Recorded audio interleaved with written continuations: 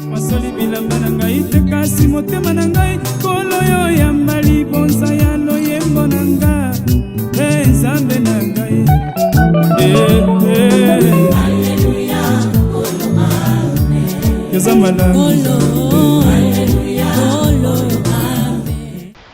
Bonjour à tous nos bien-aimés, nos meilleurs vœux, vous qui aimez cette émission, vous qui aimez votre chaîne de télévision en ligne sur YouTube, Méliette TV avec l'homme de Dieu, apôtre Robert Echaïto, vous souhaite le meilleur vœu, que le Seigneur vous bénisse tous et que le Seigneur vous accompagne jusqu'à atteindre l'an 2020 par l'amour du Seigneur. On est là juste pour passer une émission d'exhortation à tous les enfants de Dieu, à tous les amoureux de la parole de Dieu.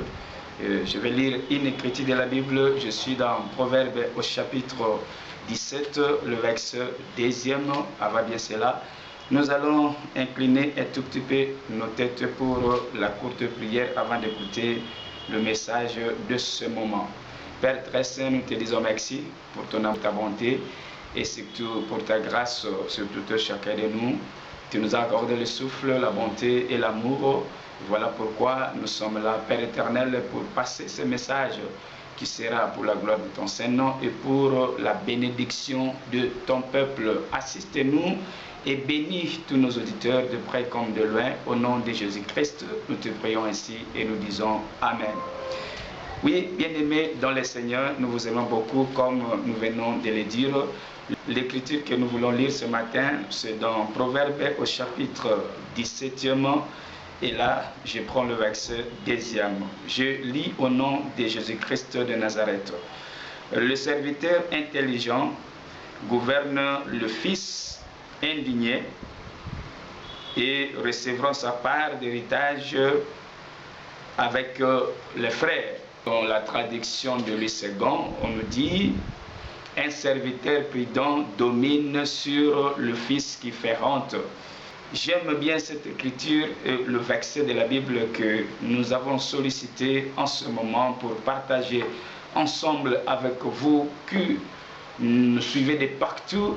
Nous vous rappelons d'abord notre numéro de téléphone plus 243 81 23 70 845. Je dis plus 243 81 23 70 845. C'est votre humble serviteur, apôtre Robert Echaïto, qui est le conducteur et représentant légal de l'ensemble de l'Église de Christ, assise à Kinshasa, la capitale, sur l'avenue Kwango numéro 1C, quartier Kipwanza, et là nous sommes dans la commune d'Elemba. Nous voulons bien partager cette écriture bien-aimée, c'est juste pour exhorter les enfants de Dieu, à savoir que dans cette portion de la Bible, il est question de 3 personnages.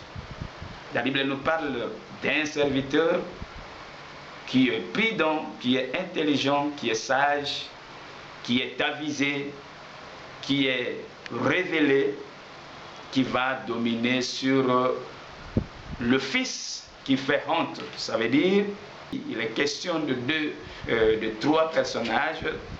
Je vais parler du serviteur et je vois de l'autre côté un fils qui est le fils de la maison et je vois aussi le père qui est le responsable de la maison. C'est ça la pensée de Dieu cachée dans cette écriture de la Bible. D'ailleurs, c'est un proverbe et n'oublie pas que dans un proverbe, il y a une pensée cachée de Dieu là-dedans. Et c'est cette pensée-là que nous voulons découvrir ensemble avec vous par la petite grâce que nous avons au moyen du Saint-Esprit. Quelle est la pensée véritable de Dieu dans cette portion de l'Écriture? Bien-aimés, lorsque la Bible nous dit « Un serviteur prudent domine sur le fils qui fait honte », je vais d'abord vous rappeler une chose, que le souci de Dieu est que nous puissions lui servir. Toi qui me suis en ce moment, toi enfant de Dieu, Dieu t'a choisi, Dieu t'a appelé pour que tu puisses lui servir. Raison pour laquelle nous avions reçu même les dons du Saint-Esprit. À chacun sa petite grâce par le Saint-Esprit qu'il a reçu le jour où il avait crié au Seigneur comme Dieu est sauveur, le jour où il avait reçu le baptême au nom de Jésus-Christ. La Bible nous parle quelque part clairement que nous avions reçu le Saint-Esprit en nous comme un don. Et moi je pense qu'avec ce Saint-Esprit que nous avions reçu, le Saint-Esprit nous a donné à chacun une portion, un service, un ministère à exercer pour la gloire de ce Dieu-là. C'est ça, Dieu veut de nous que nous soyons des serviteurs. Et je vais aller plus vite pour dire que selon la pensée de ce verset que nous venons de lire, c'est le serviteur qui va un jour hériter et c'est le serviteur qui va un jour dominer. Ça veut dire quoi, bien-aimé?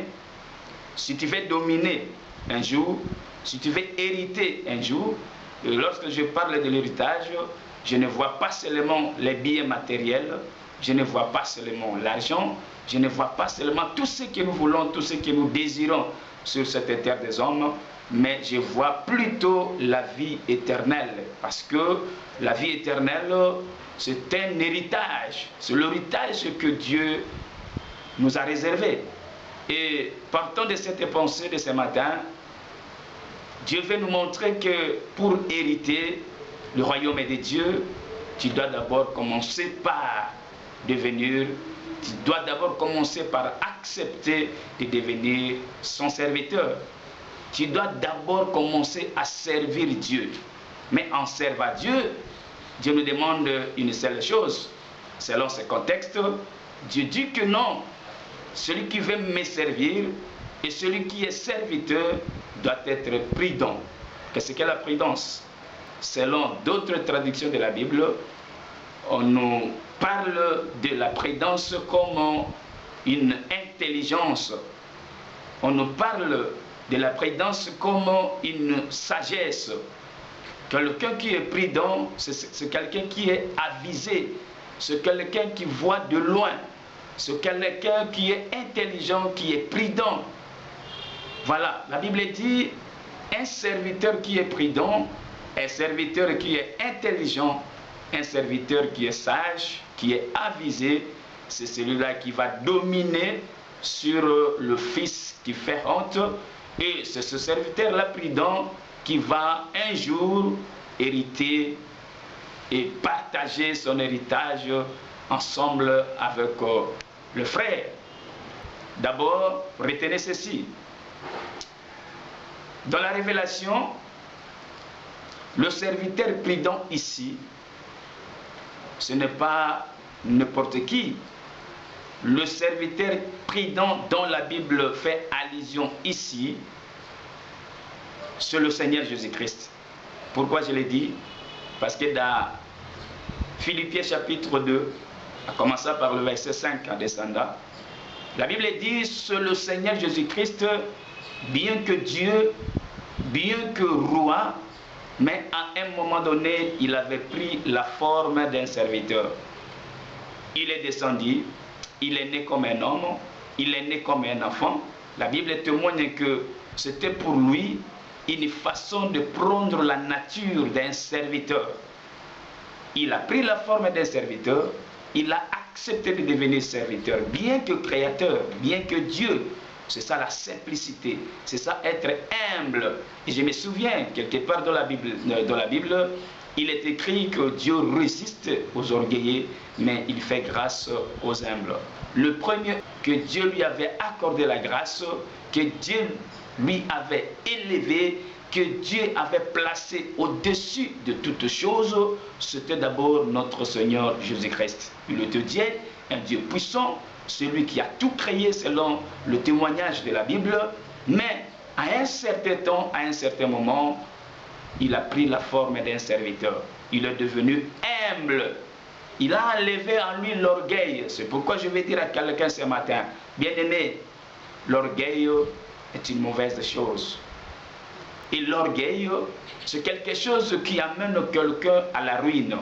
Mais la simplicité, être humble, être serviteur, c'est ce qui va t'amener à la gloire. La Bible me dit même quelque part que pour atteindre la gloire, pour arriver à un niveau élevé, il est témoigné dans la Bible que l'humilité doit précéder la gloire. L'humilité, ce n'est pas autre chose. Selon la pensée que nous avons ici, l'humilité, c'est accepter de travailler pour les autres. Et Dieu nous a appelés pour cela. Dieu nous a appelés pour que nous puissions lui servir. Dieu nous a appelés pour que nous puissions servir les autres. À l'exemple de notre Seigneur Jésus-Christ lui-même, il te dit, il était d'ailleurs ton créateur, toi qui me suis à ce moment, mais il avait accepté de devenir serviteur pour toi et à cause de toi. Il a accepté de servir, il a accepté, bien-aimé, de porter nos péchés, nos souffrances. C'est ça la nature que Jésus-Christ avait accepté de porter à un certain temps. Et si vous lisez cette écriture que nous venons de vous donner, dans Philippiens chapitre 2, le verset 5 en descendant, je crois que jusqu'au verset 11e, la Bible dit, il a été obéissant. Par là, je comprends que être humble, être simple, être serviteur, c'est obéir à la parole de Dieu. La Bible dit, en prenant la forme d'un serviteur, il a été obéissant jusqu'à la mort de la croix. Ça veut dire, devenir serviteur, c'est obéir à la parole de Dieu. C'est ce que j'allais dire. Dieu nous a appelés pour que nous puissions obéir à sa parole. Dieu nous a appelés pour que nous puissions être soumis à sa parole. Et c'est ça être serviteur, c'est ça être humble devant Dieu, c'est ça être simple devant Dieu. Et lorsque la Bible dit Dieu résiste aux orgueilleux, ça veut dire il résiste à ceux qui ne veulent pas travailler pour lui, à ceux qui ne veulent pas obéir à sa parole. Ce sont ceux-là plutôt qui sont comme orgueilleux, qui sont taxés comme orgueilleux devant Dieu, et ce sont ceux-là qui seront résistés par Dieu. Mais un serviteur, celui qui obéit à la parole, Dieu donne une promesse. Selon le contexte de ce matin, la Bible nous dit, ce serviteur prudent, et nous venons de dire, d'expliquer, d'expliciter clairement que être serviteur, c'est être obéissant à la parole de Dieu. Et d'ailleurs, ce sont les caractéristiques des serviteurs. Celui qui est serviteur doit nécessairement obéir à son maître. Un serviteur ne peut pas résister à son maître. Un serviteur ne peut pas contester son maître. Donc, si tu es serviteur, en toi, on doit constater, on doit remarquer ce qu'on appelle l'obéissance à la parole, aux ordres et aux principes de ton maître. Dans la révélation, le véritable serviteur qui a été obéissant, qui a été humble, c'est le Seigneur Jésus-Christ. Et à la fin, la Bible dit, parce qu'il était obéissant, parce qu'il avait pris la forme d'un serviteur, parce qu'il avait accepté de devenir serviteur, d'obéir à la parole de Dieu, de porter nos péchés, nos souffrances, à la fin de toutes choses, la Bible témoigne que Dieu l'a souverainement élevé. Et Dieu lui a donné un nom qui est au-dessus de tout nom. Et avec ce nom-là, tous genoux doivent fléchir. Et toutes les langues doivent confesser qu'il est le Seigneur, par la gloire de Dieu le Père. Par là, je comprends que l'humilité, être humble, être serviteur, paye. Il faut que tu acceptes aujourd'hui d'obéir à la parole de Dieu, de servir Dieu, d'être humble devant la parole de Dieu. Sache que cela va te payer un jour. Et retenez très bien, le salaire qui te sera accordé après avoir accepté de servir Dieu, après avoir accepté d'une manière ou d'une autre, forcément, parce que je sais qu'obéir à la parole de Dieu, ce n'est pas facile. Avec la chair que nous portons, et surtout dans cette terre des hommes, ce n'est pas facile. Mais bien aimé, tout celui qui va obéir à la parole de Dieu, celui-là sera récompensé. Et la récompense ou le salaire que Dieu donne aux obéissants à sa parole, c'est la vie éternelle. Il y a beaucoup de gens aujourd'hui, même toi qui me suis en ce moment, que le Seigneur te bénisse. Je t'aime beaucoup, mais je vais te dire une seule chose. Si tu veux être élevé demain, aujourd'hui, accepte de servir Dieu. Parce que l'élévation vient de l'Orient et de l'Occident, on vit du désert. L'élévation vient de l'Éternel. Et pour que l'Éternel t'élève, tu dois l'obéir, tu dois accepter accepter de prendre la nature d'un serviteur devant ce Dieu-là. Parce que la promesse de la Bible dit, ce sont les serviteurs prudents, obéissants, intelligents, les serviteurs avisés qui seront souverainement élevés, à l'exemple de notre Seigneur Jésus-Christ, qui seront bénis, qui seront élevés, qui seront placés plus haut. Je vois un prophète dans la Bible, je pense que c'était Ésaïe, qui voyait déjà l'élévation de notre Seigneur Jésus-Christ, et il avait prophétisé en disant, mon serviteur sera bien élevé, mon serviteur sera élevé, il sera placé très très très haut. Bien-aimé, si cela était accompli sur notre Seigneur Jésus-Christ, je te dis que certainement cela peut aussi s'accomplir dans ta vie une fois que tu acceptes de servir Dieu, une fois que tu acceptes d'être humble devant la parole de Dieu. Ça veut dire l'élévation vient après la soumission. L'élévation vient après l'obéissance. Un serviteur prudent, c'est celui qui domine. Un serviteur prudent, c'est celui qui sera élevé. Aujourd'hui, je pense que je suis dans l'introduction de ce message. Il y a encore beaucoup de choses que je vais vous parler à la longue. Restez toujours branchés sur votre chaîne numérique YouTube en ligne, Meliak TV. Tapez seulement Meliak TV et vous suivrez toutes nos prédications, tous nos enseignements et nos activités qui sont purement ecclésiastiques. Bien-aimés dans le Seigneur, abonnez-vous massivement. Pour vous qui êtes déjà abonnés, nous disons que le Seigneur vous bénisse encore davantage, parce que la parole de Dieu, c'est la vie pour nous. C'est ce que je dis souvent, la vie est dans la parole de Dieu. Un serviteur prudent, intelligent, sage, c'est celui qui domine, celui qui règne, celui qui sera élevé. Par là, je comprends que, bien aimé, la bénédiction, l'élévation, c'est une promesse que Dieu nous donne et qui va hériter.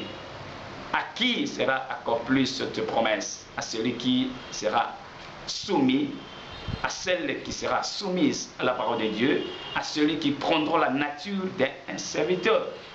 C'est celui-là qui sera béni et il va dominer, voulais-je dire, un jour. Mais dans la révélation, on a dit que ce serviteur prudent, c'est le Seigneur.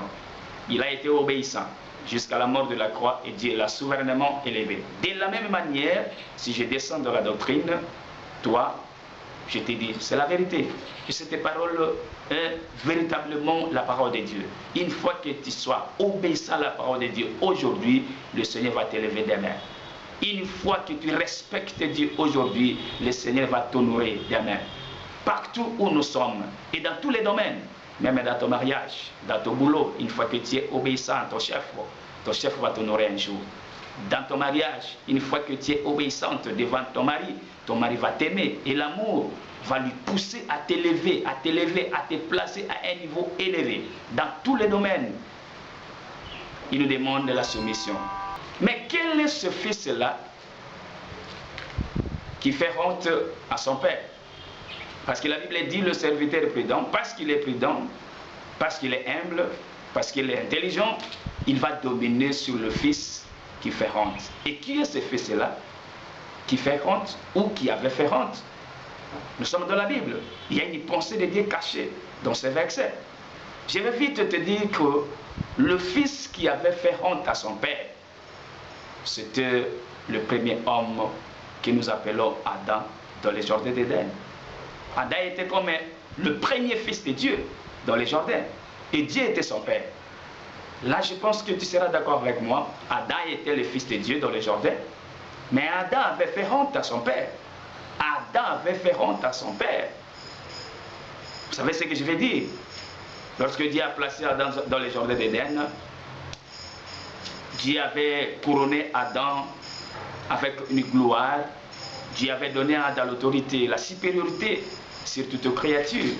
Parce que toutes les créatures étaient à la disposition d'Adam. C'est Adam qui dominait, c'est Adam qui régnait. C'est Adam qui était placé très très haut, au-dessus de toutes les créatures. Mais à un moment donné, à un certain temps, comme vous savez l'histoire, Adam a fait honte à son père. Adam a chuté en désobéissant à la parole de Dieu lorsque Adam a accepté de prendre le fruit que Dieu leur avait interdit de manger, que Dieu leur avait interdit de toucher, Adam a fait honte à son père. Et vous remarquerez que selon cette histoire, vers le soir, le père est descendu dans le jardin pour voir son fils. Malheureusement, il a trouvé son fils non à la place où il l'avait mis, non à la place où il l'avait placé, parce qu'à tout et chacun de nous, comme tu me suis en ce moment, à tout et chacun de nous, Dieu nous a placés quelque part. Et je te donne un conseil, reste là où Dieu t'a placé. Ne fais pas honte à ton père plutôt. Ne fais pas honte à ton père. Reste là où ton Dieu t'a placé. Soyez toujours obéissants, soyez toujours prudents, soyez toujours serviteurs, servantes. Observe toujours la loi de Dieu. Et Dieu va continuer à t'élever. Pour le cas du premier homme, Adam, il a quitté sa place initiale. Il a abandonné la place dont Dieu lui avait placée parce qu'il avait fait honte. La honte ici, ce n'est pas autre chose. La honte n'est que le péché. Lorsque Adam a désobéi à la parole de Dieu, Adam a fait honte à son père. C'est alors que Dieu est descendu vers le soir et il a chassé cet homme d'Adam. C'est à partir de ce jour-là que Adam a perdu la supériorité. Adam a perdu l'autorité. Adam a perdu la souveraineté. Bien qu'il était fils de la maison, il a perdu la souveraineté parce qu'il a fait honte. C'est pourquoi il était allé se cacher et il a cherché les feuilles de figuier pour se couvrir, pour couvrir sa nudité. Mais cela a été en vain. Lorsque Dieu est descendu, Dieu va humilier l'homme davantage. Et l'humiliation que Dieu avait prononcée à l'homme, c'était de retourner à la poussière, là où l'homme était tiré.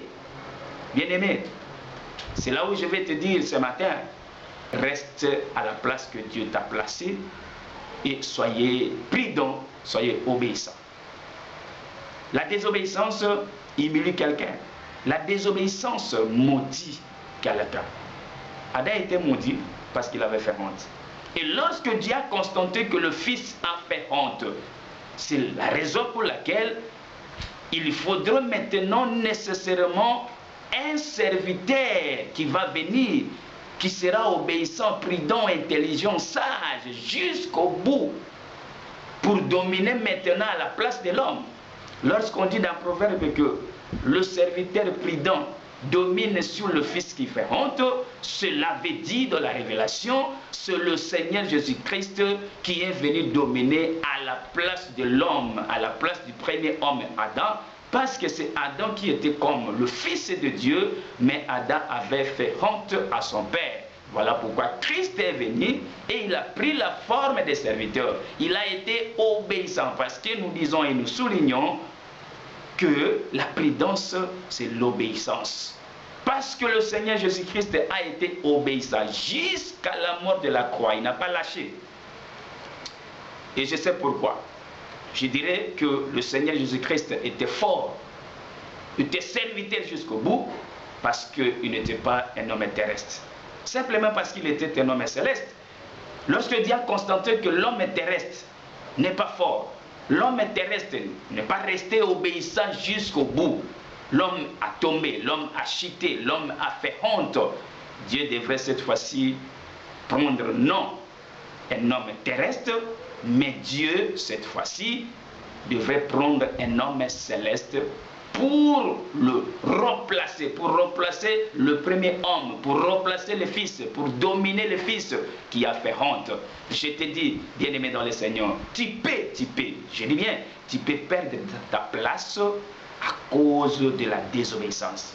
Et je te rappelle, une fois que tu perds ta place, Dieu est capable de prendre quelqu'un d'autre pour te remplacer. C'est pourquoi moi j'ai toujours dit, Dieu n'a jamais manqué les remplaçants. Dieu n'a jamais manqué les remplaçants.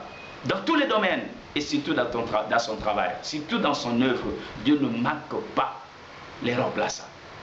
Ne soyez pas orgueilleux, servez Dieu avec obéissance, avec soumission, avec intelligence, avec sagesse, avec prudence.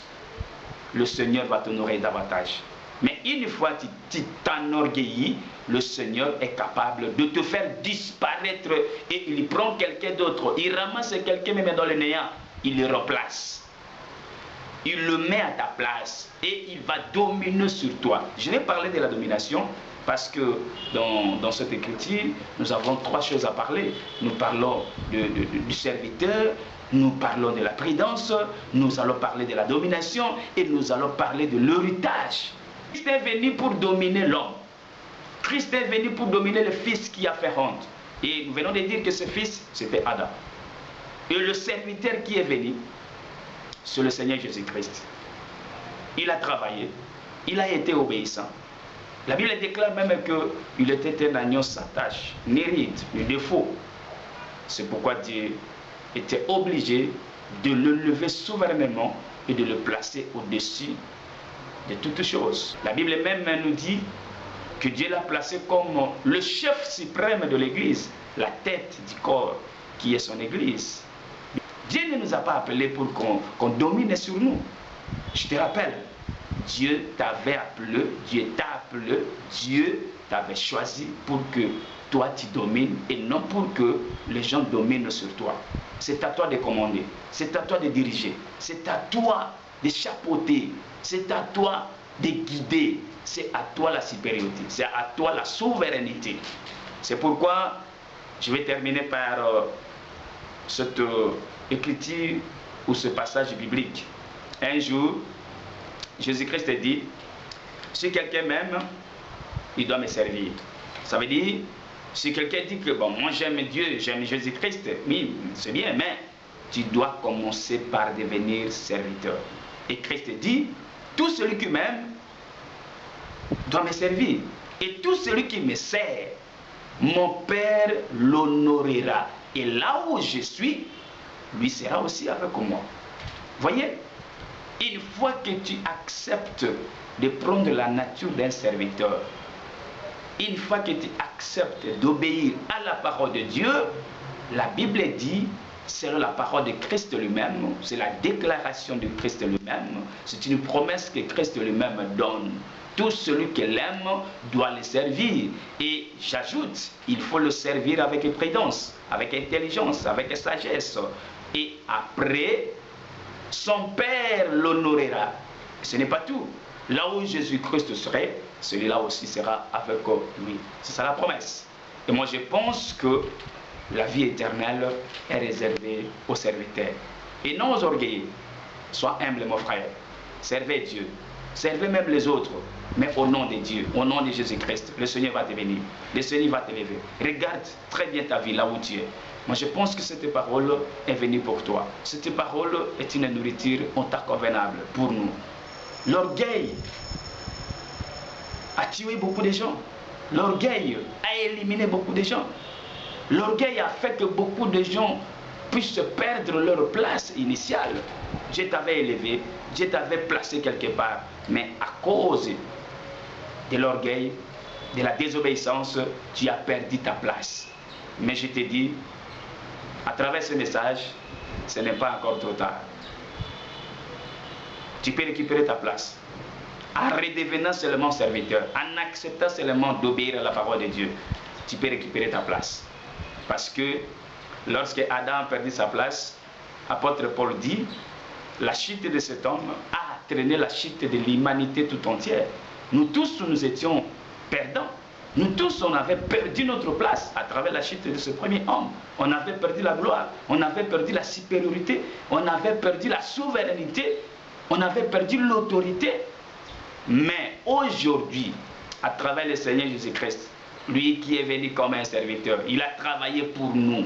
Nous qui étions incapables, à travers de cet homme Adam, de travailler, de rester serviteurs jusqu'au bout. Le Seigneur Jésus-Christ est venu. Il a travaillé à notre place.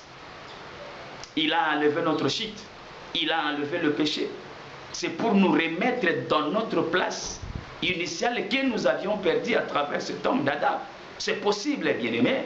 Moi, je pense que le moment où nous sommes, à travers le Seigneur Jésus-Christ, nous avons récupéré notre place de la tête. Nous avons récupéré notre place de la domination. Nous avons récupéré notre place de la supériorité, de la souveraineté. Toi qui me suis en ce moment, toi qui viens d'écouter ce message, récupère ta place d'autorité, récupère ta place de la supériorité, récupère ta place de la souveraineté. C'est à toi de commander, c'est à toi de dominer. La maladie ne peut pas te dominer, les sanctions ne peuvent pas te dominer. La puissance coutumière ne peut pas te dominer, bien-aimé. Mais Dieu t'a donné ce pouvoir, cette autorité, cette puissance. C'est à toi de dominer. Christ est venu, sa mort sur la croix de Golgotha a fait que nous puissions récupérer notre supériorité. Voilà pourquoi Jésus-Christ avait dit à ses disciples, je vous donne le pouvoir. Vous marcherez sur les scorpions. Ça veut dire que c'est Christ qui est venu nous redonner ce pouvoir, nous redonner ce pouvoir plutôt, nous redonner cette force, nous redonner cette puissance, cette autorité, cette souveraineté qu'on avait perdue. C'est Christ qui nous a redonné ça à travers sa mort sur la croix de Golgotha. Bien-aimé dans le Seigneur, ne te laisse pas dominer par la chose qui t'est dominée là. C'est à toi de prendre autorité aujourd'hui et maintenant même. Une fois que tu m'écoutes, une fois que tu écoutes cette voix de l'Éternel, à travers son serviteur, récupère ta domination, récupère ta supériorité. Non, toi tu es enfant de Dieu. Le monde ne peut pas dominer sur toi. C'est à toi de dominer le monde. Toi tu es enfant de Dieu. Les magiciens, les sorciers, c'est à toi de dominer sur eux. Enfant de Dieu, si tu as bien suivi le message, moi je pense que le moment est venu. Le moment est venu où tout et chacun de nous doit se réveiller et doit reprendre son autorité en acceptant seulement d'obéir à la parole de Dieu, en acceptant seulement de se soumettre à la parole de Christ. Tu vas récupérer ton autorité. Et celui qui domine, frère, c'est celui qui commande. Celui qui domine, je dirais même que c'est celui qui a les derniers mots. Mais Dieu t'a donné cette autorité. Sur la croix de Golgotha, la Bible dit, notre Seigneur a vaincu le principauté, il a vaincu les dominations, il a vaincu le sorcier, il a vaincu le monde des ténèbres, il a vaincu ce monde. Et apôtre Paul dit, aujourd'hui, nous sommes plus que vainqueurs. La fois prochaine, nous serons toujours ensemble avec vous. Restez toujours branchés. Nous vous aimons beaucoup par l'amour du Seigneur. Nous vous rappelons notre numéro de téléphone. Tapez seulement plus 243 81 23 70 845. Commencez par taper notre code du pays, plus 243. Ensuite, vous mettez 81 23 70 845. C'est le même numéro que nous utilisons sur WhatsApp. Appelez-nous, écrivez-nous. Ça va nous faire du bien. Si tu as des questions, pose-nous. Je passe par l'amour du Seigneur. Nous allons partager encore une fois de plus avec vous. Merci à tous ceux qui nous écrivent. Merci à tous ceux qui nous suivent de près comme de loin. Que le Seigneur vraiment vous comble de toute sa bénédiction. Nous vous aimons beaucoup. Cette chaîne est là pour vous. Mediake TV, tapez seulement Mediake TV. Mediake TV, vous serez vraiment à disposition de toutes nos prédications, nos enseignements, nos conseils. Et il y aura un temps que nous allons entrer en prière, nous allons prier avec tout le monde, de près comme de loin. Nous allons prier pour vous parce que c'est la mission, c'est la charge que le Seigneur nous a donnée. Notre église s'appelle l'Assemblée de l'Église de Christ, qui est dirigée par celui qui vous parle, l'apôtre Robert Echaït. Nous sommes à Kinshasa, la République démocratique du Congo. Nous sommes là, avenue Kwango numéro 1C, quartier Kipoans, commune de Lemba. Nous sommes là pour vous. Appelez-nous, écrivez-nous, ça sera une bonne chose. À très bientôt, nous allons revenir pour la suite de cette émission. Que le Seigneur vous bénisse. Bye bye.